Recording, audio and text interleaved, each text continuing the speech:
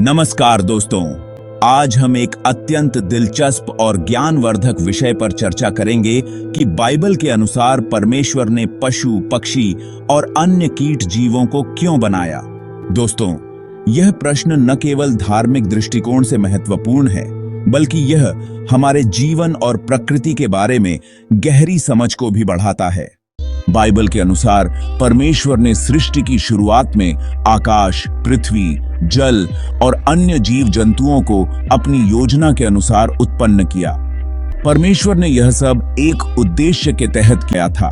Bible के अनुसार उत्पत्ति के पहले अध्याय में बताया गया है कि परमेश्वर ने दिन और रात, आकाश और पृथ्वी, समुद्र और भूमि को अलग किया। फिर परमेश्वर ने भूमि पर हर प्रकार के जीवों को उत्पन्न किया।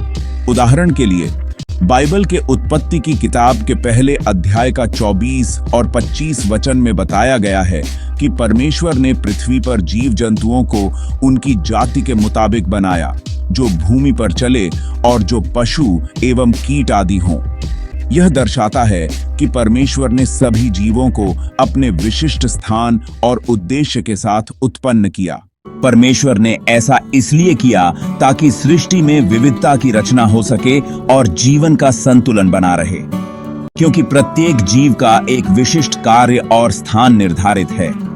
उदाहरण के लिए, कुछ जीवों का काम खाद्य श्रृंखला में महत्वपूर्ण योगदान देना है, जबकि कुछ का कार्य हमारे पर्यावरण को बनाए रखना है।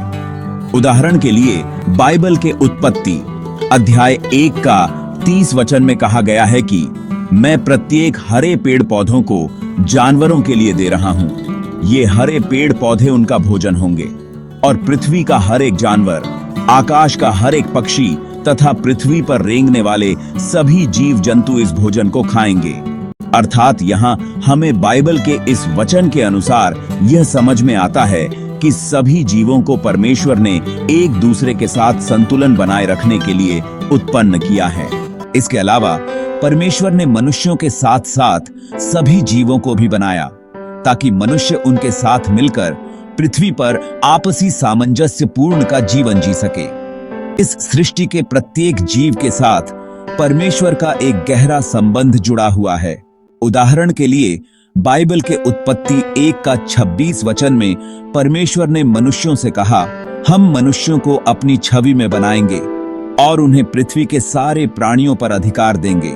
अर्थात इस वचन में यह स्पष्ट है कि सभी प्राणियों का अस्तित्व परमेश्वर की योजनाओं का हिस्सा है और हम सभी मनुष्यों को उनके साथ सह अस्तित्व में रहना है। दोस्तों, पशु पक्षी न केवल हमारी सृष्टि का हिस्सा हैं, बल्कि वे परमेश्वर के आनंद का भी हिस्सा हैं, क्योंकि बाइबल में लिखा है कि परमेश्वर ने पृथ्वी पर पशु और पक्षी की रचना की ताकि वे अपनी सुंदरता और भिन्नता के साथ जीवित परमेश्वर की महिमा का बखान करें। उदाहरण के लिए, बाइबल के भजन संहिता 104 का 24 वचन में लिखा है कि हे यहोवा, तेरे काम अनगिनत हैं, तूने अपनी बुद्धि ही से ये सब कुछ बनाया है। अर्थात बाइबल का यह उदाहरण हमें बताता है कि हर जीव, चाहे वह पशु हो, पक्षी हो या फिर कीट आदि, वह सब परमेश्वर की महान रचना का एक हिस्सा है। दोस्तों, कुछ लोग यह सोच सकते हैं कि छोटे कीटों का कोई महत्व नहीं है, लेकिन बाइबल हमें यह सिखाती है कि प्रत्येक जीव का भी इस पृथ्वी पर एक महत्वपूर्ण उद्देश्य है, क्योंकि कीटों की तरह छोटे जीव भी इस पृथ्वी पर अपनी महत्वपूर्ण भूमिका निभाते हैं, जैसे कि मिट्टी की उर्वरता को बढ़ाना, फूलों का परागण करना और खाद्य श्रृंखला को संतुलित बनाए रखना आदि। उदाहरण के लिए, बाइबल के नीति वचन 30 का 24 से 28 वचन में लिखा है कि पृथ्वी पर 4 ऐसे छोटे प्राणी हैं जो बहुत बुद्धिमान माने जाते हैं। ये प्राणी हैं चींटियां, चट्टानी बिज्जू, टिड्डियां, छिपकली, इनमें चींटियां, जो न तो बलवान हैं लेकिन गर्मियों में अपना भोजन जमा करती हैं। अर्थात बाइबल का यह उदाहरण हमें यह सिखाता है कि छोटे से छोटे जीवों का भी इस पृथ्वी पर बहुत बड़ा कार्य है, जो सृष्टि के संतुलन में काफी मदद करता है। दोस्तों, पशु, पक्षी और कीटों को देखकर हमें परमेश्वर की रचनात्मकता और आनंद का एहसास होता है।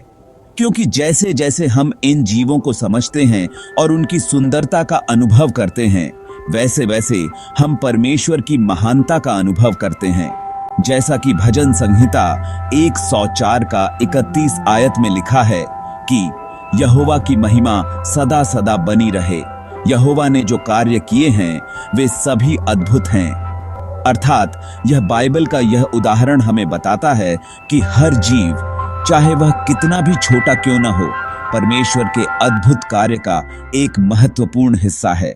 और बाइबल हमें यह भी सिखाती है कि हमें सभी जीवों का आदर और संरक्षण करना चाहिए, क्योंकि वे भी परमेश्वर की रचना हैं। साथ ही हमें पृथ्वी पर रहने वाले सभी प्राणियों के साथ सहानुभूति रखनी चाहिए और उनकी देखभाल करनी चाहिए।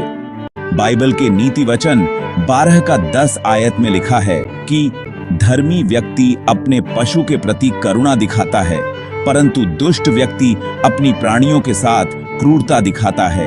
अर्थात यह वचन हमें बताता है कि परमेश्वर की रचना को सम्मान देना हमारे धर्म का हिस्सा है। तो दोस्तों, इस प्रकार बाइबल के अनुसार परमेश्वर ने पशु, पक्षी और कीटों को अपनी महान योजना के तहत बनाया है, ताकि वे सृष्टि के संतुलन को बनाए रखें और परमेश्वर की महिमा का प्रदर्शन करते रहे तथा हमारे जीवन में एक महत्वपूर्ण भूमिका भी निभाते हैं। इसलिए हमें इन्हें केवल रचनात्मकता के रूप में नहीं, बल्कि परमेश्वर की भव्य योजना का हिस्सा मानते हुए इनका आदर करना चाहिए। मुझे आशा है कि इस वीडियो ने आपको परमेश्वर की रचनाओं और उनके उद्देश्य को समझने में काफी मदद की होगी। यदि यह वीडियो आपको पसंद आई हो तो कृपया इसे लाइक करें, अपने दोस्तों को शेयर करें और इसी तरह की अधिक ज्ञानवर्धक जानकारी के लिए हमारे चैनल को सब्सक्राइब करें। परमेश्वर आपको आशीर्वाद दें। आमीन। धन्यवाद।